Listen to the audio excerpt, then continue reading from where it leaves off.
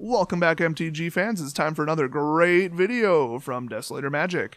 That's right, we're doing another top 10 list about people you don't want to see at FNM. I haven't changed the topic because there's more. Now you're probably thinking, how, after the first two videos that I just watched, are there more people that you don't want to see at FNM? Like, is your LGS some kind of, like, is it held in a prison?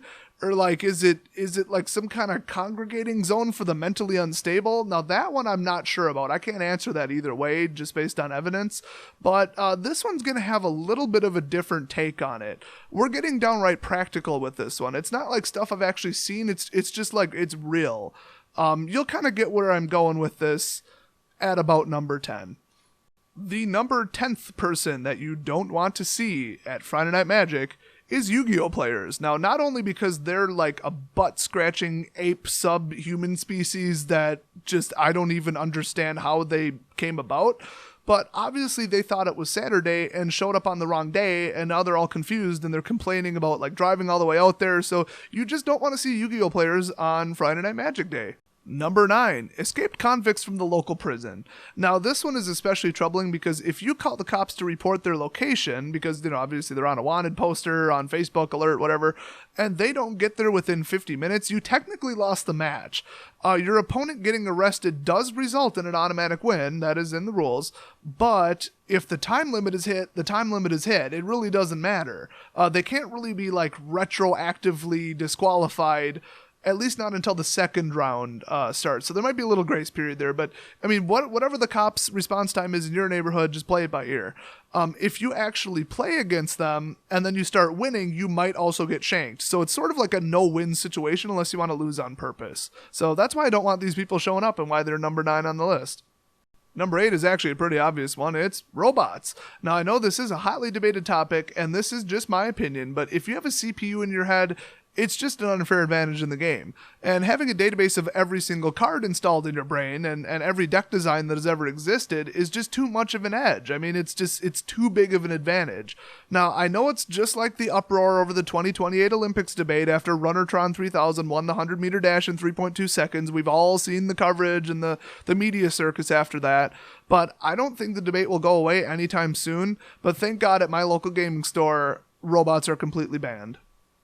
Honestly, I hope Wizards follow suit and just bans robots outright, because I know they're kind of talking about it, but they don't want to say it openly, and I don't really care about the backlash I'm going to get from you robo lovers in the comment section. I'm still saying it. It's just not fair. Number 7, of course, is ghosts. I don't mean to generalize, but if a spirit of those long dead is your opponent, chances are they don't know the new card mechanics. They always play with old versions of the cards, you know, with the white border and all that, and some of them even think that damage still goes on the stack. I mean, not every ghost is like completely out of date. Some of them keep up, but just in general, that's been my experience, okay? Plus, they make the whole area around them really cold every time they move, and that just makes it uncomfortable for everybody playing at their table, so I just don't like it when ghosts show up to FNM. Plus, have you seen ghosts try to check in for the tournament? They're like, oh, what's your name? Ooh. Yeah, I don't know how many O's that is. Can I just see your DCI card? Thanks. Number 6 on the list of people you don't want to see at FNM is Barack Obama. Now, there's only 50 minutes in a round, and that includes sitting down and setting up, so I certainly don't need the Secret Service patting me down and checking my bags for weapons and crap every time I gotta play against him. Plus, every time he attacks or blows up a creature on my side, he's always like spouting off some pre-written PR expert crap that he didn't even write, like, this does not reflect official policy of the United States, or this isn't representative of my stance on creatures, it's just an isolated incident. I'm just sick of it. Whenever he's like thinking about some complex set of combos, I'm always like, oh, I didn't vote for you, by the way. Throws him off every time. Number 5 is time travelers from the future. I mean, how unfair can you get than somebody who's playing with net decks from the future? I know all forms of net decking are technically legal, but time traveling back from a week before standard cycles out and competing at the first FNM after the new set's released is kind of a dick move. I mean, try hard much? They already spent the money on the $1,000 deck, now they're buying time machines too. I mean, this has to stop. You can't just buy your way to a victory with all these really like subtle advantages that add up. And every time somebody tips me off that there's a time traveler that's planning on showing up, quite literally at the last second, because, you know, they'd get there right on time and they dial it in, Whenever one of my friends tips me off that one of these people might be showing up, they're thinking about it, they're thinking about coming back from the future and just playing at that particular tournament, like 10 minutes ahead of time, I always turn on my quantum tunneling inhibitor field generator. Try teleporting in now, chrono jerks. I mean, you ain't getting through that. I mean, I got like 4 AA batteries in that thing. You can get one of them on eBay from Hong Kong for like $9. Just like, don't let the FCC catch you with one. It's technically considered a jammer. Number 4 is people who aren't actually at Friday Night Magic, but they think they are because they're at home sleeping and they're dreaming that they're at FNM.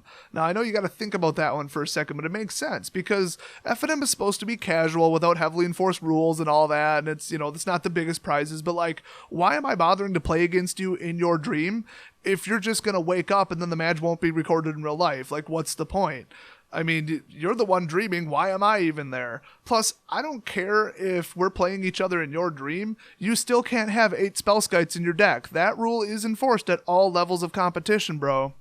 And it's never even like a fair match. It's never an honest, fair game of Magic the Gathering. There's always like unicorns showing up screwing with our stuff, or like the cards come alive and start talking to us, or the SWAT team breaks through the skylight, and we never even get a full game in half the time.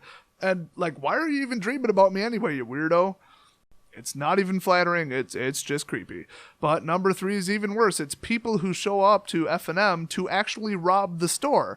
I think it's safe to say that they're not even there to play in the first place. It's just a coincidence that they're there during FNM. So that's not even the worst of it.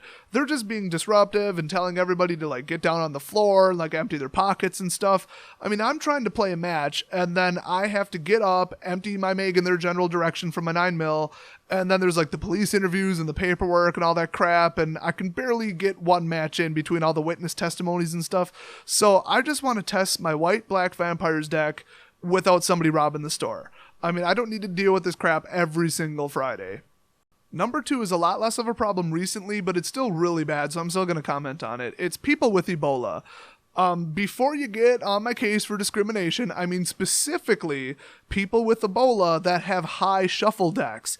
Like, they've got Ebola germs all over their skin, and they want me to cut their deck like every 5 seconds, and usually right after they got done coughing up blood all over their hand and then shuffled. It's like the girls who try to buy cards off me with money that they stuck in their bra. Like, your bra's not a purse, and I don't want your gross tit money, and I don't want to cut your disgusting Ebola deck either. Finally, we have arrived at the number 1 person you do not want to see at FNM. Now, some people have said about my list in the past that they contained really strangely specific groups and like references to individual events more than like actual like people. But you try telling me that after number 1 shows up at your LGS that this is too specific.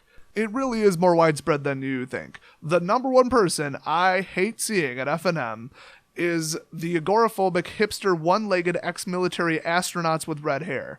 People say I'm hating, but I mean, it's literally not prejudice if I didn't have an opinion about these people until I met them. I mean, and trust me, they are jerks. Plus, they're usually the ones who invited Obama in the first place. I just can't stand playing against these people. And of course, number 0 on the list is people who don't realize that in the decimal system, when you're actually solely counting numbers from an absolute standpoint and they don't represent physical objects, the sequence actually ends at 0. I just can't stand those people. Well, there you have it, folks. That does it for the 3rd and hopefully final instance of 10 people you don't want to see at FNM. Make sure you hit that subscribe button if you want to see some of my other videos, which some of them are this silly, some of them are not. But the list number 2 got a little dark at the end, so I thought I'd lighten it up a little bit with this one. And hopefully I'll see you guys next video.